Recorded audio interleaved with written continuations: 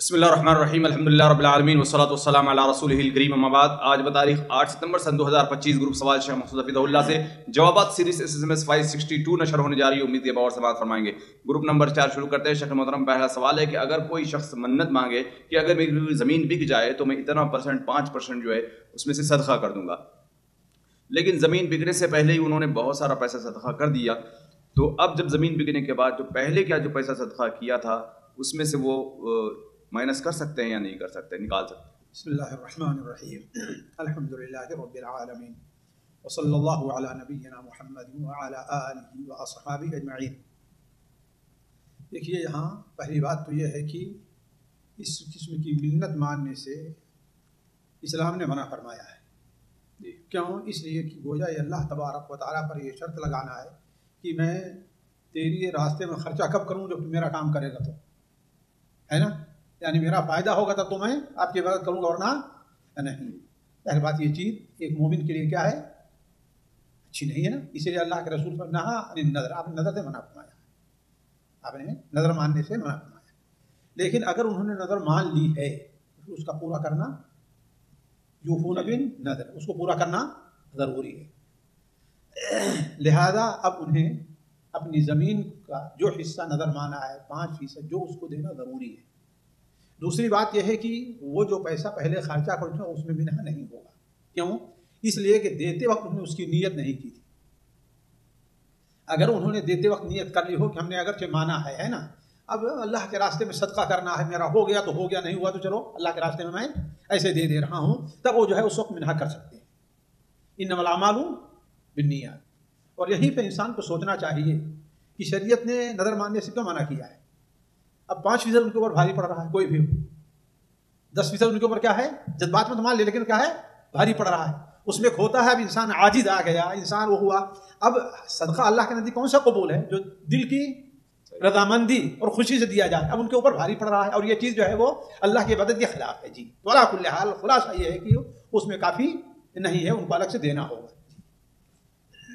جی اگلا سوال ہے, ساتھی پوچھتے ہیں شیخ محترم بلی کی نسل بندی کا کیا حکم ہے, تاکہ گھر میں اگر کسی کے جیسے آج کل مہنگے بلیاں لوگ پالتے ہیں اور پھر انہیں خدشہ ہو جاتا ہے کہ اس سے کہیں اور بچے پیدا ہو جائیں, یا کوئی نارمل بلیاں بھی ہو تو چاہتے ہیں کہ بس یہ ہماری 1-2 بلی ہی رہے باقی. اور اللہ کے بندے مومن کو اس سے بہت اوپر کی سوچنا چاہیے. تم بلیوں کو اتنا کھلا رہے ہو, کتنے یتیم بچے بیوائیں اور بھوکی رہ رہی ہیں, ان کے بارے میں سوچو, ایک چیز ہے. دوسری بات یہ ہے کہ اگر اصل یہ ہے کہ ناجائز ہے, کیونکہ بلا وجہ کسی کی نسل بندی ہو رہی, اور یہ کوئی ضرورت نہیں بلی کا پالنا, یہ کوئی ضرورت شرعی ضرورت نہیں ہے, نہ ہی اجتماعی ضرورت ہے, صرف ایک طبیعت کا معاملہ ہے نا. لہذا اب کسی جانور کی نسل کو ختم کرنا, کم کرنا, یہ چیز کیا ہے وہ اصل ناجائز ہے.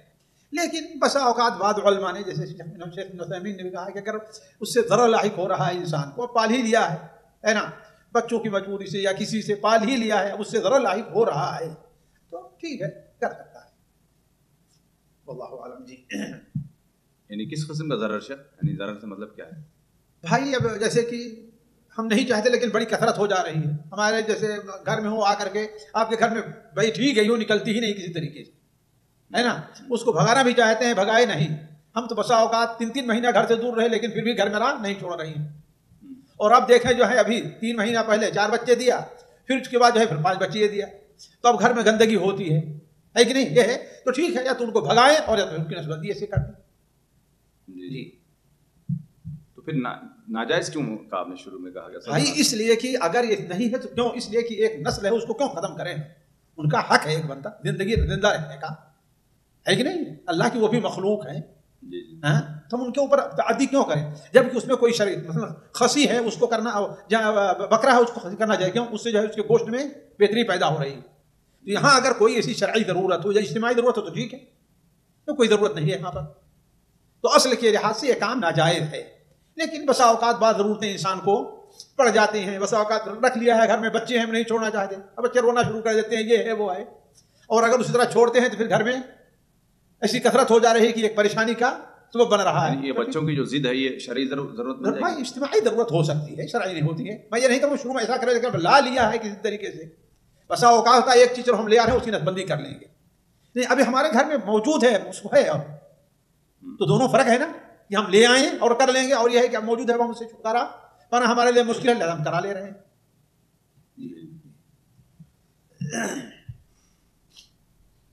اگلا سوال ہے، ساتھی پوچھتے ہیں کہ شیخ محترم اگر کوئی حج کے بعد دوسرا اگر عمرہ کرنا چاہے تو اس کا کیا حکم ہے؟ اور اسی طریقے سے اگر کسی سے ملاقات کے لیے گھومنے کے لیے جدہ یا طائف وغیرہ جاتا ہے بندہ تو کیا الوداع طواف کرنا جانا ضروری ہے یا نہیں؟ بھائی دیکھیے، جس مسئلے پر میرا دل مطمئن ہے وہ یہ ہے کہ چاہے یہاں سے گیا ہے عمرہ کرنے کے بعد یا حج کرنے کے بعد دوبارہ عمرہ کرنا نہ سنت ہے نہ مستحب ہے، لیکن جائز ہے.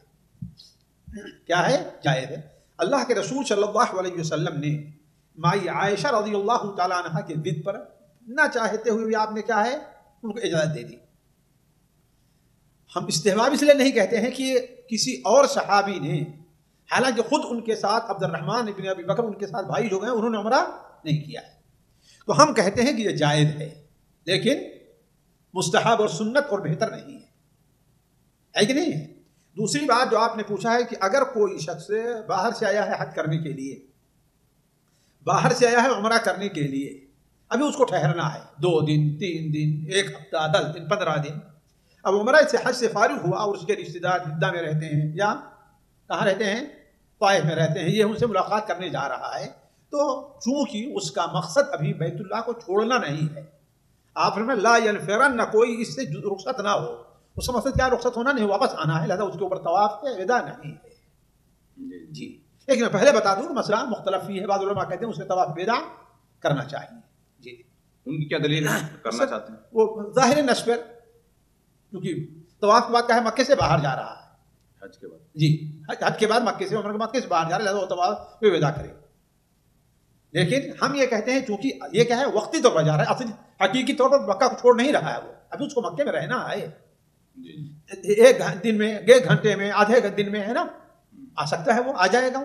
جی اگر کوئی 2 مرتبہ کر لے طواف، احتیاط اختلاف سے بچتے ہوئے کر لے تو کوئی حرج نہیں، کوئی حرج نہیں، بدعت میں نہیں آئے گا. نہیں، بدعت میں نہیں آئے گا، اس لیے کہ وصول سے کسی نہ طرح اس کی تائید ہوتی ہے. کوئی حرج نہیں انشاءاللہ.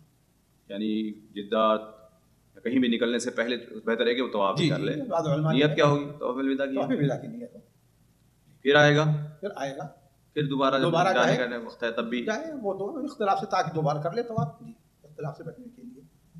اگر کوئی ایک نیت سے اگر کر لیا پہلی نیت سے، تو پھر دوبارہ بھی اگر جیسے پہلے قول دوسرے قول کو مانتے ہوئے کہ جانے سے پہلے ضروری ہے تو وہ کر لیا، اس کے بعد پھر آیا تو اس کے بعد اس کے لیے ضروری ہے پھر طواف الوداع. تو ان لوگوں کے نزدیک ضروری نہیں ہوگا، علماء کہتے ہیں طواف وداع کرنا ضروری نہیں ہوگی، تو لیکن وہ طواف وداع اس کا ہو چکا ہے. جی جی. اگلا سوال ہے، ساتھی پوچھتے ہیں شیخ محترم دجال کے بارے میں یعنی تھوڑی وضاحت کر دیں کہ کیا اللہ رب العالمین نے اسے آزمائش کے لیے پیدا کیا ہے اور یا شیطان وغیرہ کی طرح سے اس نے نافرمانی کی، اس لیے اللہ رب العالمین نے اس کو قید کر کے رکھا ہے؟ جب اللہ عالم اس کی کوئی تفصیل جو ہے حدیث میں موجود نہیں، البتہ یہ ہے کہ دجال اصل یہ ہے کہ وہ انسانوں میں سے ہے، اللہ تبارک و تعالیٰ اسے غیر معمولی قوت دے گا لوگوں کو آزمانے کے لیے، ہے کہ نہیں. وہ شروع میں صلاح کا، نیکی کا دعوے دار ہوگا، پھر آگے بڑھ کر کے وہ ایک مصلح اصلاح کرنے والا اور لوگوں پر جو اصلاح کا جو ہے وہ دعوے دار بن جائے گا، یہاں تک کہ نبوت اور پھر ربوبیت کا دعویٰ کر دے گا. تو وہ تو آزمائش ہے ہی انسان کے، اس میں کوئی شک نہیں ہے، لیکن یہ ہے کہ اب اس کی شرارت کیا تھی، یہ تھی، واللہ عالم، اس بارے میں کوئی تفصیل نہیں ہے، غیبیات کا معاملہ میں کچھ نہیں بولتا. جی. اگلا سوال ہے، ساتھی پوچھتے ہیں کہ شیخ محترم اگر کوئی فجر کی سنت اگر گھر میں پڑھ کر نکلے اور وہاں جماعت کے لیے ابھی کچھ منٹ 5-10 منٹ باقی ہیں تو کیا وہ تحیۃ المسجد پڑھ کر بیٹھ سکتا ہے یا نہیں؟ بالکل پڑھے گا، بالکل پڑھے گا، تاکید ہے اس کے لیے، ہے نا. اس لیے کہ آپ صلی اللہ علیہ وسلم نے مطلقاً کہا ہے کہ جو مسجد میں داخل ہو بغیر 2 رکعت پڑھے وہ نہ بیٹھے. جی جی. تو یعنی فجر کی وہ سنت نہیں ہوگی، وہ نہیں، وہ تو سنت ہو چکی ہے. بعض لوگوں کو شبہ ہو سکتا ہے کہ آپ نے فرمایا ہے کہ فجر کے بعد جو ہے فجر کے طلوع کے بعد 2 ہی رکعت ہے، اس والا اور نہیں. جی جی. لیکن یہ جو نماز ہے وہ ذات اسباب میں کہا گیا ہے، جس کا ایک سبب ہے، حادث ہے نا. تو اب ذات اسباب وہ نمازیں جن کا کوئی نہ کوئی سبب ہے وہ کی جا سکے، اس سے سجدے تلاوت ہے نا، یا اور اسی کوئی نماز ہے، اسے یاد آ گیا کہ ارے ابھی تو ہم نے آج عشاء کی نماز نہیں پڑھی تھی، ہے کہ نہیں، فجر کی سنت پڑھی، جلدی سے عشاء کی نماز وہ پڑھ لے گا. جی اسی کے قریب کا سوال ہے، ساتھی پوچھتے ہیں شیخ محترم اگر کوئی مکروہ اوقات میں اگر مسجد میں اگر کوئی داخل ہوتا ہے تو ایسی صورت میں یعنی سورج طلوع ہونے سے پہلے یا مغرب سے پہلے 5 منٹ پہلے، جیسے لوگ اکثر اذان سے پہلے پہنچ جاتے ہیں مسجدوں میں، تو اب یہاں پر تحیۃ المسجد پڑھے گا یا نہیں پڑھے گا یا ایسے انتظار کرے گا؟ کیا پڑھے گا انشاءاللہ، شیخ ابن باز تو کہتے ہیں کہ پڑھے گا، ہر حالت میں پڑھے گا، ہے نا. لیکن میں اس سلسلے میں کہتا ہوں احتیاط یہ کرے کہ اس کا داخلہ جو ہے اگر وہ حرام وقت داخل ہونے سے پہلے ہوتا ہے، یعنی سورج طلوع ہونا شروع ہو گیا یا سورج غروب ہونا شروع ہو گیا، اب ایسے وقت میں داخل ہو رہا ہے تو احتیاط ہے کہ ایسے وقت میں داخل ہی نہ ہو، اور اگر داخل ہو تو نہ پڑھے، انتظار کریں. اس لیے کہ دیکھیے جو ممنوع اوقات ہیں وہ 5 ہیں، جن میں 3 اوقات جو ہے وہ زیادہ قبیح ہیں، شدید ہیں. کون ہے؟ سورج نکل رہا ہے تو، سورج ڈوب رہا ہے تو، قائم ظہیرہ ہے. تو ان وقت میں تھوڑا سا انسان احتیاط کر لے. لیکن شیخ ابن باز یہی کہتے ہیں جس وقت بھی داخل ہو رہا ہے وہ 2 رکعت پڑھے گا، اس لیے کہ آپ صلی اللہ علیہ وسلم کی حدیث ہے، بالکل عام ہے، حتیٰ کہ جمعہ کے خطبہ کے بعد جہاں کسی کو یہ کہنا ناجائز ہے کہ تم خاموش رہو، ہے نا، کتنی بڑی تاکید ہے. اگر کوئی کہتا تم خاموش رہو تو اس کی ترجمہ نہیں ہوتا ہے، لغو کام کر رہا ہے. اس وقت بھی اللہ کے رسول صلی اللہ علیہ وسلم نے نماز پڑھنے کا، تحیۃ المسجد کا حکم دیا ہے. تو یہ بہت تاکیدی نماز ہے، لہذا وہ پڑھ سکتا ہے. واللہ اعلم. جی بہتر یہ کہ تھوڑا سا انتظار کر لے پھر بیٹھ جائے. جی ورنہ ڈائریکٹ تو بیٹھنا نہیں چاہیے اس کو، نہیں، انتظار کرے اور نماز پڑھے. پھر یعنی اب مثال کے طور پر اگر 6 بجے غروب کا ٹائم ہے آج، فجر کی یعنی مغرب کی نماز کا وقت جو ہے، اذان کا وقت 6 بجے، اگر کوئی 10 منٹ پہلے پہنچتا ہے، ہاں 10 منٹ 12 منٹ پہلے پہنچتا ہے تو انتظار کر لے، یا تو وہ داخل نہ ہو یا تو وہ داخل ہی نہ ہو، اور یا پھر وہ بیٹھ جائے. یعنی 10 منٹ پہلے سے یہ ممنوع اوقات شروع ہو جاتا ہے. عام طور پر جو ہے اس لیے علماء تقریباً 15 منٹ لکھتے ہیں. کتنا لکھتے ہیں؟ 15 منٹ لکھتے ہیں. سورج طلوع ہونے سے کیا ہے کہ 15 منٹ بعد، اس لیے کہ اس کے طلوع ہونے میں شروع جب سے ہوتا ہے اور آخر تک تقریباً شیخ ابن عثیمین لکھتے ہیں 12 منٹ تقریباً لگتے ہیں. کتنا؟ یہ بس بعض موسم اس سے کم بھی ہے، لیکن زیادہ کیا 12 منٹ لگتے ہیں. اور یہی غروب کا معاملہ بھی، البتہ قائمہ ظہیرہ جو ہے وہ کم ہے. قائمہ ظہیرہ وہ تقریباً 7 منٹ 6 منٹ شیخ ابن عثیمین رحمہ اللہ نے لکھا ہے. یعنی کھڑا ہوا شروع ہوا ہے نا، تو مائل ہونے تک کتنا لگتا ہے؟ وہ 6 منٹ لگتا ہے. تو اتنی دیر انتظار کر لے. یعنی ظہر کی اذان سے جو دیا گیا ظہر کی اذان کا اس سے 7 منٹ پہلے انتظار کر لے. اگر اس سے پہلے پہنچ گیا ہے کوئی 10 منٹ پہلے نماز شروع کر دے، کوئی حرج نہیں. جی تو 1 منٹ یعنی پورے 15 منٹ سے پہلے، مگر تو اتنا لمبا ٹھہرنا مشکل ہو جائے گا. باہر رہ جائے نہ جائے تو واجب نہیں ہے، بیٹھ جائے یا پھر شیخ بعد کے فتوی پر عمل کر لے. جی اچھا، لوگ جو حرم میں پہنچتے ہیں اس میں کوئی قید نہیں ہے؟ حرم کے بارے میں کیا ہے؟ حرم مکی میں کوئی قید نہیں. یا بنی عبد مناف لا تمنعوا احدا طاف هذا البيت وصلى في اي وقت شاء، او كما قال عليه الصلاه والسلام. صحیح ابن حبان وغیرہ میں روایت ہے کہ یہ اہل عبد مناف اس گھر میں کوئی بھی آدمی جس وقت بھی طواف کرنا چاہے، جس وقت بھی نماز پڑھنا چاہے، اس کو تم روکو نہیں. لیکن حرم مکی کے علاوہ ہر جگہ یہ حکم نافذ ہوگا ممنوع اوقات کا. جمعہ میں نہیں ہوگا؟ جمعہ کے دن اس سے مستثنا ہے. ایک ضعیف روایت آتی ہے کہ روز ہر دن جو ہے وہ جہنم کو دھونکا جاتا ہے جمعہ کے علاوہ، لیکن وہ حدیث ضعیف ہے. البتہ وہ حدیثیں جو آئی ہیں تبکیر کے بارے میں کہ رہے اور برابر نماز پڑھتا رہے یہاں تک کہ جمعہ کا وقت ہو جائے، تو جمعہ کا دن اس سے مستثنا ہے. جمعہ کا دن صرف ظہر کے لیے؟ جی ظہر کے لیے، باقی فجر اور مغرب کے لیے نہیں. جی کون کس دلیل سے خالی صرف ایسی پڑھتا رہا اس سے لے لیتے ہیں؟ ہاں اس سے لیتے ہیں. کوئی وقت اللہ رسول نے کہا یہاں تک کہ جب قائم غیرات رک جائے. اور ضعیف حدیث ابو داؤد میں ہے کہ فإن الجہنم تسجر، جہنم ہر دن جو اس کو دھونکا جاتا ہے سوائے جمعہ کے دن کے. امام شافعی رحمہ اللہ نے اس حدیث سے استدلال کیا. اگلا سوال ہے، ساتھی پوچھتے ہیں کسی گاؤں میں قبرستان کی کوئی بڑی زمین ہے تو جس میں کچھ حصے سے کچھ ہی حصہ استعمال میں ہے، باقی سب اگر زراعت کرے قبرستان وغیرہ کو اگر اس کا منافع لگایا جائے تو کیا حکم بنتا ہے؟ بھائی دیکھیے بہتر تو یہ ہے کہ اس کو اسی حالت پہ چھوڑ دیا جائے، اس لیے اس کے لیے وقف ہے وہ قبرستان کے لیے، لیکن ایک شرط کے ساتھ جائز ہے۔ اولا تو جس مقصد کے لیے وقف ہے اس میں کوئی اثر انداز نہ ہو، اور اس میں کوئی ایسا تصرف نہ کیا جائے جو وہ ایک مستقل چیز کی حیثیت رکھتا ہو، جیسے عمارت بنا دینا، مدرسہ بنا دینا، ارے بعد میں ڈھا دیں گے، بعد میں ڈھانا ہے کیا ہے، مسئلہ کیا ہوتا ہے نا، لیکن صرف جو ہے وہ کسی کو وقت تھوڑا سا کرائے پر دے دینا یا کہ اس میں زراعت کرنا، انشاءاللہ شرط یہ ہے کہ وہ پیسہ کہاں خرچہ ہو، صرف قبرستان میں، صرف قبرستان، ہاں صرف دیگر دوسرے دینی کاموں میں نہیں ہو سکتا، اسی کمیٹی سے متصل مسجد قریب میں وہاں پر وہ وقت ہے کہ قبرستان کے لیے، لہذا اسی میں خرچہ ہو۔ قبرستان میں کیا خرچہ رہتا ہے بھائی، خدانے والے کا معاملہ ہے، اور جو ہے وہ نہلانا دھلانا یہ وہ، اس کو جو ہے صفائی کرنا، انسان کرے تو بہت کام ہو سکتا ہے اس کے لیے۔ اچھا، یہ سب قبرستان میں ہی آتا ہے؟ ہاں انشاءاللہ قبر، اس لیے کہ اصل مقصد کیا ہے، وہ میت کے فائدے کے لیے ہے، انشاءاللہ اسی میں داخل، یعنی اس میں اس سے اجرت بھی دی جا سکتی ہے، دھونے والے کو چاہے کھودنے والے کو، اگر وہ جو ہے وہ پیسہ لیتا ہے دے جا سکتا ہے۔ جیسے عام طور پر ہمارے اور آپ کے یہاں تو مل جاتے ہیں کیا، بڑے شہروں میں نہیں لیکن چھوٹے شہروں میں اور دیہات میں مل جاتے ہیں، تو لوگ تو تبرع کرتے ہیں، تو کوئی اس میں نہیں ہے، لیکن کہیں اگر ایسا ہے کہ ان کے لیے دینا پڑتا ہے تو ٹھیک ہے، خرچہ کریں۔ اللہ کل حال جو مصلحت کیا ہو وہ قبرستان سے متعلق۔ کفن بھی اس میں خریدا جا سکتا ہے؟ اصل میں دیکھیے اس کو جو ہے ناظر جو ہے اس کے اوپر چھوڑ دیا جائے، جو اس کا نگراں ہے، ذمہ دار ہے، انشاءاللہ جائز ہوگا۔ وہ جب نہلانا ہے اس داخلہ تو کفن تو اور ضروری چیز ہے انسان کی، جی، لیکن اصل یہ ہے کہ اس کو کیا کیا جائے، اسی حالت میں جس کے لیے وقف ہے اسی کے لیے چھوڑ دیا جائے۔ جی، تو یہ وہیں کے خبر میں آنے والوں کے لیے قبرستان میں، یا دوسرے قبرستان والوں کے لیے بھی کچھ چانس بنتا ہے؟ بھائی وہ اسی صورت میں ہے کہ جب کہ یہاں ضرورت نہیں اور لوگ محتاج ہیں،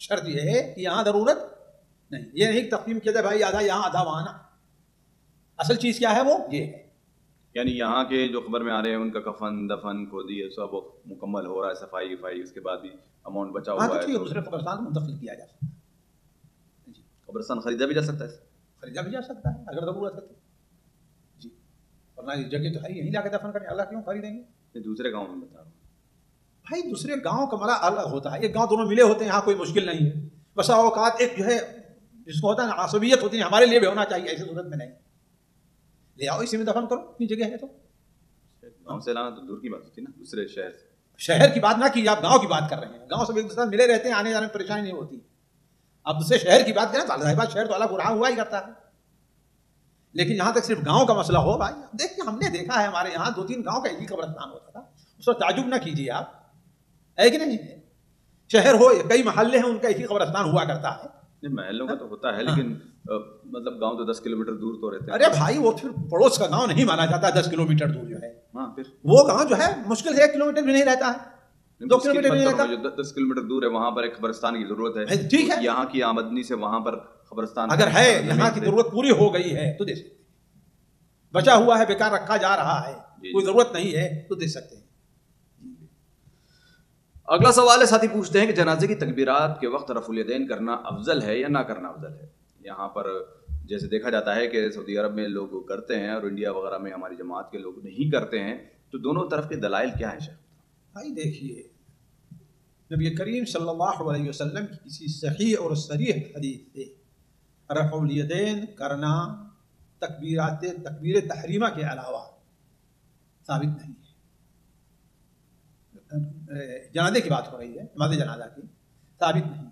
اس سلسلے میں جو 2-1 حدیثیں وارد ہیں سنن دارقطنی وغیرہ میں، وہ ضعیف ہیں، اگرچہ حافظ زبیر علی زئی رحمہ اللہ نے انہیں حسن لذات ہی کرنے کی کوشش کی ہے، لیکن اصل یہ ہے کہ وہ ضعیف ہے۔ لیکن حضرت عبداللہ ابن عمر رضی اللہ تعالی عنہ اور حضرت عبداللہ ابن عباس رضی اللہ تعالی عنہ کے عمل سے یہ ثابت ہے، رفع الیدین کرنا ثابت ہے۔ لہذا جن علماء نے یہ دیکھا کہ مرفوع روایت نہیں ہے، صحابہ کا عمل ہے، صحابہ کے عمل پر عمل ضروری نہیں ہے، تو وہ کہتے ہیں کہ رفع الیدین کرنا مستحب سنت نہیں ہے۔ لیکن جن علماء نے یہ دیکھا کہ حدیث ضعیف ہے اور حضرت عبداللہ ابن عمر جیسا متبع سنت رضی اللہ عنہما وہ کر رہا ہے، اس کا مطلب ان کے پاس اس قسم کوئی واضح دلیل تھی جس پر انہوں نے کیا ہے. لہذا جیسے شیخ بن باز ہے، شیخ ابن عثیمین ہے، بلکہ شافعیہ، مالکیہ، حنبلیہ، جمہور جو ہے اسی بات کے قائل ہیں کہ رفع الیدین کیا ہے، تکبیرات میں کرنا ہے. صرف احناف ہیں جو نہیں مانتے، ایک الگ روایت ہے اگرچہ، لیکن مذہب جو احناف کا ہے وہ ہے کہ تکبیرات احرام نہیں ہے، اگرچہ ان کے یہاں روایت پائی جاتی ہے. تو اس سلسلے میں انشاءاللہ وسعت ہے، گنجائش ہے کہ نہیں ہے، لیکن بہتر یہ ہے جہاں تک ہم نے سمجھا ہے کہ رفع الیدین کرے، رفع الیدین کرے. خاص طور پر صحابی کا عمل، اور میرے ذہن میں وقتی طور پہ کوئی ایسی نہیں ہے کسی صحابی جس کی مخالفت کی ہو کہ رفع الیدین کا نہ کیا جائے. اگر مخالفت نہیں ہے اور ایک دو صحابی، خصوصاً حضرت عبداللہ ابن عمر جیسا متبع سنت صحابی کر رہا ہے، تو ذرا اس سے دل مطمئن ہوتا ہے کہ ہاں یہاں پر کیا ہے، وہ مشروع ہے. ان کا عمل یعنی صحیح سند سے ثابت، صحیح سند سے ثابت وہ کرتے تھے یا انہوں نے کچھ کرتے کہا؟ تھے، بس صرف کرتے تھے. کرتے تھے. صحیح سند سے جی ثابت. صحیح سند سے ثابت ہے. علامہ البانی صحیح کرا دیا، سنن دارقطنی میں شیخ ابن باز وغیرہ نے اسی کو صحیح کرا دیا ہے، اور ان کا اطلاع عبداللہ ابن عمر کی حدیث ہی سے ہے. جی شیخ بن باز، شیخ ابن عثیمین وغیرہ کا یہی فتویٰ ہے. جی یہی فتویٰ. شیخ البانی کیا کہتے ہیں؟ شیخ البانی متذبذب نظر آتے ہیں، لیکن آخر ان کی بات یہی لگتی ہے کہ وہ مستحب نہیں ہے. امام شوکانی بھی اسی کے قائل ہیں. صاحب تحفۃ الحوضی کا رجحان یہی ہے کہ رفع الیدین کیا جائے. احناف کی کیا دلیل؟ مطلب صرف یہی حدیث نہ ہو؟ احناف کے ہاں تو نمازوں میں نہیں کرنا ہے، جہاں متواتر ہے وہ فرض نمازوں میں بھی رفع الیدین نہیں کرنا، جہاں پر متواتر ہے تو ان کی بات تو چھوڑیے، یعنی اسی چڑ کا نتیجہ ہے جی یہاں جی پہ. اسی کا اثر ہے یہاں باقی. جی اسی کے غریب پر سوال ساتھی پوچھتے ہیں کہ اسی طرح جنازے میں دونوں طرف سلام پھیرنے میں راجح قول کیا ہے؟ جیسے یہاں پہ اس میں بھی اختلاف ہوتا ہے. جی دیکھیے، اللہ کے رسول صلی اللہ علیہ وسلم صحیح سنت ہے کہ آپ نے ایک سلام پھیرا جی ہے نا، لیکن آپ صلی اللہ علیہ وسلم سے ایک سلام بسا اوقات رات کی نماز میں بھی وارد ہے. جی. اور حضرت عبداللہ ابن مسعود رضی اللہ عنہ قول ہے کہ 3 باتیں ہیں جسے لوگوں نے چھوڑ دیا، آپ صلی اللہ علیہ وسلم کیا کرتے تھے. یعنی ایک یہ ہے جنازے میں آپ اسی طرح سلام پھیرتے تھے جس طرح سلام آپ نماز میں پھیرتے ہیں. نماز ظاہر بات، نماز میں دونوں طرف سلام پھیرا جاتا ہے، سلام پھیرا جاتا ہے. تو یہ 2 مختلف روایتیں ہیں، ہے نا.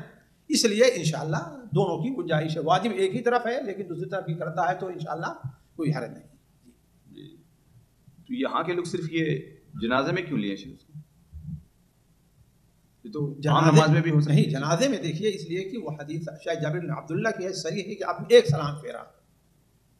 اور حضرت عبداللہ مسعود کی جو روایت ہے اس میں یہ نہیں ہے کہ آپ صلی اللہ علیہ وسلم نے 2 سلام پھیرا. ہماری طرح جس السلام علیکم ورحمۃ اللہ جیسے نماز سلام پھیرتے ویسے آپ نے جنازے میں سلام پھیرا ہے کہ نہیں ہے. اس لیے طرح کا معنی یہ نہیں ہو رہا ہے کہ 2. عبداللہ مسعود نے نہیں کہا کہ 2 سلام پھیرا، کیا کہا؟ نماز کی طرح، یعنی اس نماز میں السلام علیکم ورحمۃ اللہ. تو وہ حدیث جو اس سلسلے میں اگر کوئی حدیث نماز کے بارے میں وارد ہے کہ آپ نے 2 سلام پھیرے اور کبھی کبھار آپ نے ایک پر اکتفا کیا ہے کہ نہیں، لیکن جہاں تک اس بات کا تعلق ہے جنازے میں صریح ہے کہ آپ نے ایک سلام پھیرا. اور کسی دوسری روایت میں میرے ذہن میں کہ آپ نے کہا السلام علیکم ورحمۃ اللہ، دونوں طرف سلام پھیرا. اس لیے ان علماء کا قول ذرا راجح لگ رہا ہے کہ سلام کیا ہے، ایک ہی طرف ہے. جمہور کیا کہتے ہیں اس بارے میں؟ مجھے جمہور کا مسئلہ یاد نہیں ہے، واللہ اعلم. جی یعنی ایک طرف اور 2 طرف دونوں بھی چیز جی جائز ہے، اس کو لے کر اختلاف نہیں کرنا چاہیے. جی جی بالکل نہیں کرنا چاہیے. اسی کے قریب کا سوال ساتھی پوچھتے ہیں کہ ایک ہی آدمی کی اگر نماز جنازہ ایک سے زیادہ مرتبہ اگر ہو رہی ہو تو کیا ہر مرتبہ کوئی ایک شخص شرکت کر سکتا ہے اس نماز جنازہ؟ ہے کوئی کر سکتا ہے. سنا دعا ہے، دعا کر رہا ہے انشاءاللہ. اور حضرت سعد بن ابی وقاص کی نماز جنازہ 1 سے زائد بار پڑھی گئی. جو لوگ وہاں سے لے کر کے آئے تھے ان کے جہاں مزرعہ تھا، شہر کے باہر تھا، دوبارہ مسجد نبوی میں پڑھے. جہاں تک مجھے یاد رہا ہے کہ تمام لوگوں نے نماز پڑھی تھی. جی تو کوئی حرج نہیں. جی جی اگر جگہ کی تنگی ہو تو پھر آدمی کو پرہیز کرنا چاہیے. یا ظاہر بات ہو تو خارجی سبب ہے نا، جی خارجی سبب ہے کوئی. ورنہ عام طور پر پڑھ سکتا ہے، کوئی حرج نہیں. جی جی عورتیں بھی پڑھا سکتی ہیں نماز جنازہ، اس پہ شاید گزر گیا تھا. آپس میں وہ پڑھ سکتی ہیں، جو آپس میں اگر ہے ان کو تو ایک پڑھائے اور باقی دوسری عورتیں ان کے پیچھے نماز پڑھ لیں، لیکن مردوں کو نہیں پڑھائیں گے. جی نہیں جنازہ سامنے رکھ کر ہاں پڑھ سکتی ہیں گھر میں.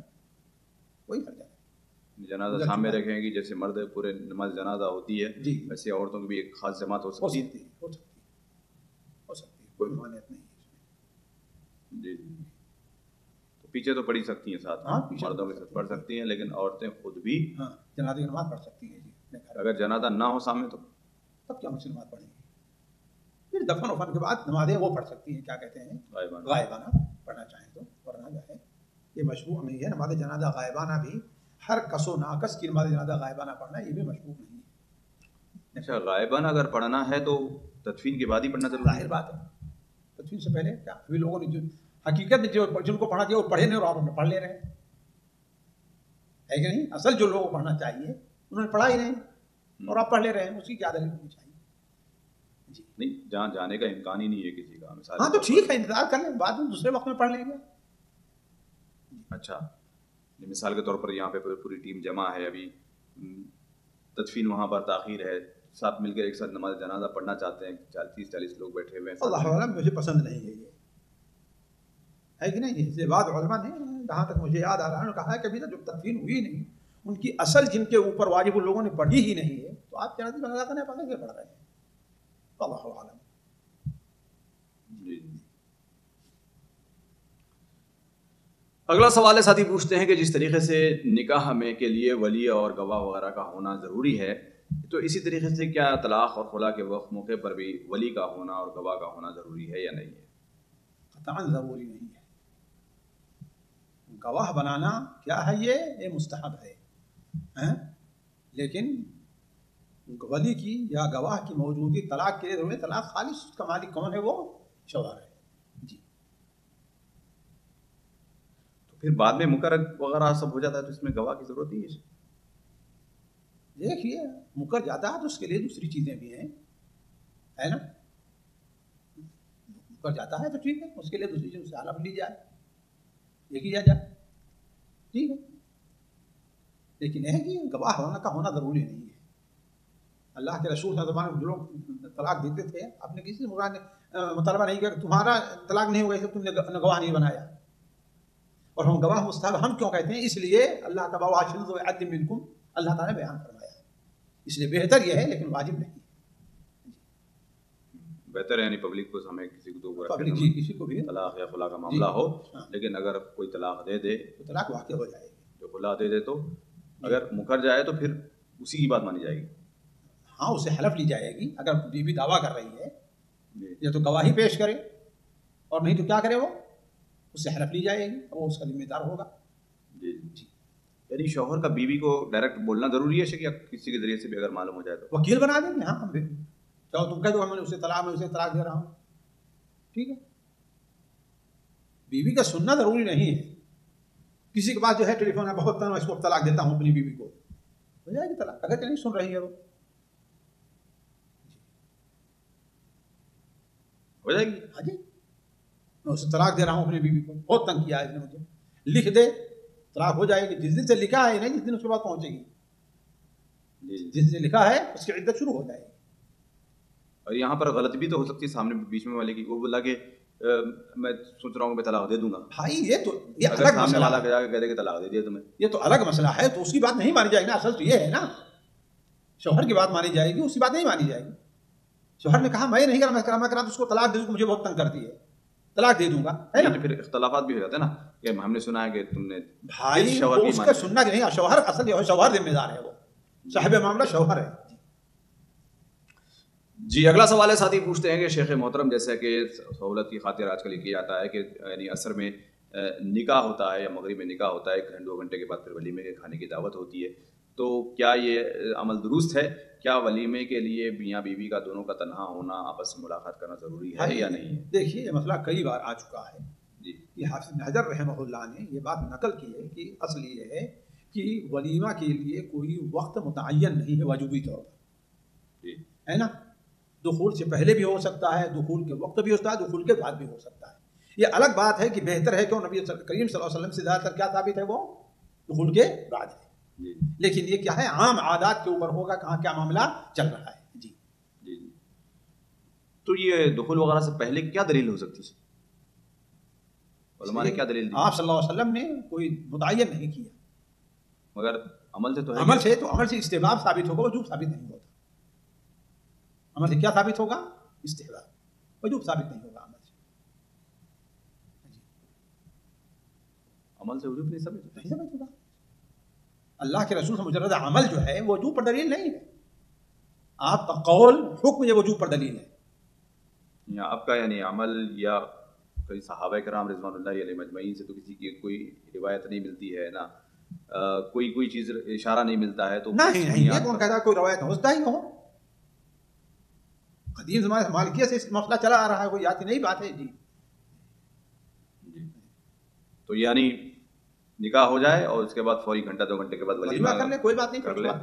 شام کو ہو جائے، رات میں میاں بیوی اپنا ملے، کوئی حرج نہیں. جی یعنی ملاقات بھی ضروری نہیں ہے. جی نہیں ضروری نہیں. جی